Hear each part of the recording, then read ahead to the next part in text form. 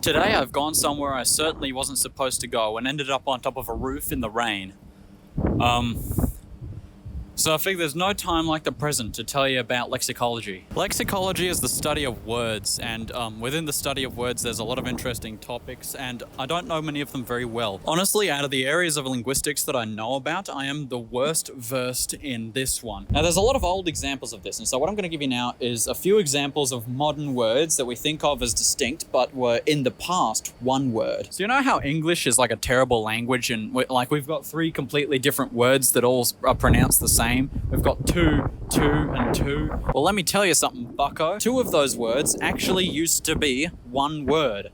The words to and two both originated from the Old English word tor. Now, tor was a preposition, and it was one of those words that's kind of difficult to define. It's difficult to pin down, and it's very abstract, and so over time it changes a lot as the language changes. And it ended up being the case that the word that would eventually evolve into to and two ended up being used in so many different contexts that people were like, you know what, some uses of this word are just so different from the others that we might as well start distinguishing them in spelling. If we're not going to pronounce them differently, then we might as well tell them apart in spelling, and that's what we ended up doing. We started spelling two with one O and two with two O's, and thus one word effectively became two, and nowadays we think of them as completely separate words. Now you might be surprised to learn that this kind of thing where, one word becomes multiple words which then end up being completely distinct from one another happens a fair amount in language. What was that? Was that like a thing that mattered? Oh, that was all my cards. All my cards fell out of my phone and landed down there. Oh. Huh. Alright. Anyway, I can't believe I didn't talk about this earlier, so I'm talking about it now and probably putting it earlier in the video. The most noticeable and insane example of this in English is with the words a and one. Now, it's a bit difficult to understand how the words a and one could have evolved from the same word, but I'll explain it. Just give me a second, right? So in Old English, you didn't really have articles like modern English did today. I mean, had them kind of, didn't really use them the same. It's messy. Basically, it's a different situation. The word the didn't exist in Old English. That was still that, and I'll get to that later. And the word a didn't exist because we didn't use it. It was kind of similar to how it works in modern Russian, where there's no distinction between a dog, the dog, and dog. It's all just dog. And what ended up happening was that, in contexts where we needed an indefinite article saying, yeah, I saw a dog, I don't know which one, I just saw a dog, we would use a pre-existing word, one, which was at the time pronounced on. Now, you're probably wondering, how did this wacky pronunciation difference come to be? Like, one and an are pronounced super different, so what? What the hell's up with that? So, the thing is, in the olden days, about 1,000 years ago, real proper olden days we're talking about here, there was the word on, right? Which was pronounced as I'm saying it with a long R vowel. Now, when that word started being used more like an article, I'll kind of treat the number on and the article on different from this point on. Now, here's the thing with languages, right? They don't have a lot of consistent rules, but one rule that's very common, not even really a rule really, but something that's really common between all languages around the world is that the more commonly used a word is, the shorter it is. And this also counts if a word starts being used more often. It'll also, typically get shorter. It'll get abbreviated or, that kind of thing. And so what ended up happening with on was that it got shortened from a long R vowel to a short A vowel. But here's the thing, that only happened with the article. So the article on became un, but the number on stayed as on. And over time, that on vowel raised to on, and then you eventually ended up with the word orn.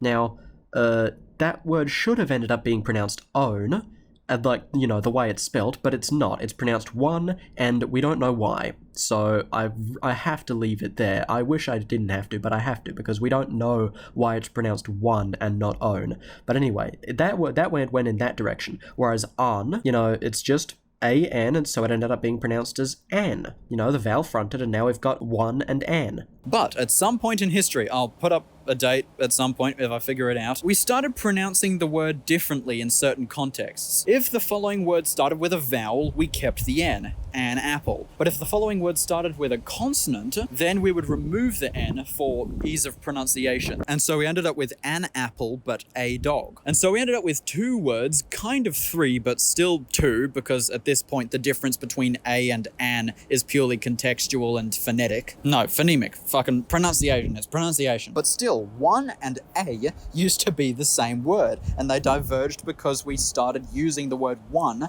to mean a. Now, my favorite example of one word becoming two words is a word that is probably not used so much in other dialects of English, but in my native dialect, broad Midwestern Australian English, it is used a fair bit. So you know how in like pop culture and everything, Australians are always depicted as saying like bloomin'? You know, Australians are always like, oh mate, that's bloomin' heavy. In my dialect, we do not say blooming as an expletive. We don't use blooming as an intensifier. That's just not a thing. What we do say is bloomin'. In my dialect, bloomin' and bloomin' are two different words. Even though they came from the same word, they're used in completely different contexts, right? You know, the flowers are blooming as opposed to the flowers are blooming beautiful, aren't they? They're essentially two different words. And so we've ended up by, you know, some mad twists of linguistics and pronunciation and phonological evolution, pronouncing them as two different words. They've essentially diverged into two different words. But the boundary is still a little fuzzy, you know? We still think of them as kind of being the same word. We still spell them the same. Sometimes we even pronounce them the same. Like my mum, when she's thinking about it, she says blooming, but in any other circumstance, she'd say bloomin'. They've not quite diverged into two separate words, but they're kind of on their way there. A good example that seems perfectly sensible and yet is still somehow confusing is then and than. It stopped raining, so I'm going to move the computer now. Give me a second. So give me a second. Jesus. Then is the original, you know, one, then two, then three. Then is the original one. At some point in the history of the English language, people would say, I'm greater than you, you know, as in I'm first, then you're second. I'm greater than you. And eventually people started thinking of that use of the word then as being different from the main use of the word then. They started thinking of these two uses as being separate from one another. And that was reflected in the pronunciation. Over time, it ended up being that then was then and then was then. And so what started was I'm greater than you ended up being I'm greater than you. That feels like a really weird example sentence to use when I'm like towering over you like this. Look at those clouds. They're downright menacing. Here's one that I find very interesting. My and mine.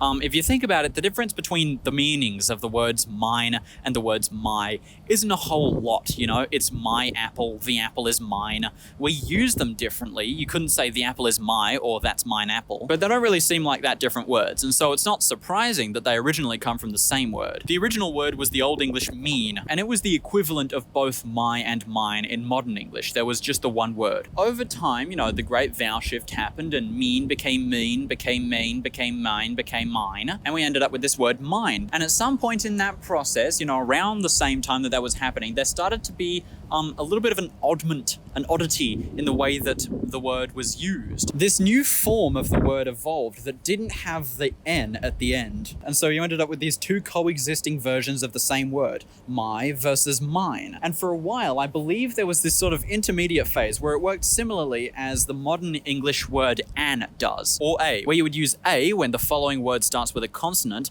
and then an when the following word starts with a vowel. I think there was a similar situation going on with the word my, where you would say something like my dog and mine apple. But after a while, and I'm not sure how this ended up happening, but the words ended up diverging in meaning. And mine ended up being used in a very specific grammatical way that was exclusive to that form of the word, whereas my ended up taking another meaning that was exclusive to that form of the word. Instead of being two coexisting versions of the same word, they ended up being two coexisting versions of the same word that were used in different contexts and were mutually exclusive with one another. And at that point, it's basically just two words. Now I'm going to give you two modern examples from modern English, the way most of us speak nowadays. And they both involve that word I brought up earlier too. The one with one O, not the other one. So the word have and the word use. So the word have means to like possess something, right? And the word to use means to like utilize it. So then, how are those words being used in the sentence, I used to do it more, but I have to stop now? As you'll notice, they're being used now in verbal constructions. The have doesn't really mean have. If you have to stop, that doesn't really mean that you have anything. It's kind of more of an abstract use of the word that doesn't really pattern with the rest of its usages. And same with use, you know? If I'm used to doing something, it doesn't mean that I'm using anything. It just means that I'm accustomed to something. Again, it's another sort of weird, abstract extension of the meaning of the word, and it doesn't really match how we normally use the word used. And so, is it any surprise then that have and used in this verbal context are being changed in their pronunciation to reflect the fact that they don't match the normal uses of those words anymore? You don't say I have to go to the store, you say I have to go to the store. Not with a V, but with a F. And they don't say I'm used to it, they say I'm used to it. In fact, when I was a little kid, I remember thinking that used and used were two different words, because effectively they are. We use them in different contexts. They're pronounced differently. Really, the only thing they have in common is how they're spelt. And if you wanted to count them as the same word, you definitely could. Like, there's plenty of an argument to say that they are still the same word. But there's also plenty of an argument to be made that they are different words now, that they have diverged enough from one another in usage and pronunciation that they can be considered different. The best argument I've seen for the fact that these might be different words is that there are sentences, like whole sentences, that can be only told apart by the different pronunciations of these words, right? I have to be honest. And maybe in time we'll start doing what we did with to and start spelling the usages differently. We'll have, I don't know, used to and have to. The spellings look weird, but, you know, we'll figure out something. Leave it to the future spelling reformists. Let me tell you, future spelling reformists are going to have a lot to do with the English language. We really are leaving a lot of work to those people. I feel so sorry for them. Right, I'm going to head in now because my phone's almost flat and I need it to be heard. So, yeah, I'll see you in a bit. Hey, if you want to see videos early or help me decide on what the topic of the next video should be, then you should join my channel as a member. It's only about $1 a month or €1 or something like that. I don't know. YouTube does kind of mess up the prices, but I try and keep it as close to like minimum as I can. So it's not very much money. You can cancel anytime, but if you do join, then you get a little shout out at the end like this one. You get some little perks. You can use these weird little sticker things, like emojis that I made. YouTube just kind of gave me the option to make them, so I made some, and I don't I don't know, they're kind of goofy. I quite like them. Now, of course, what kind of malignant, maligned, malcontent bitch would I be if I didn't shout out my current supporters? A lot of these people are long-time viewers, have been supporting me for a while. We've got Velocihog, Connor, Bailey Field, or Arnold, Jeff Lindsay, and of course Milan Kundere. All these people they rock, and I bet they're all very talented and awesome.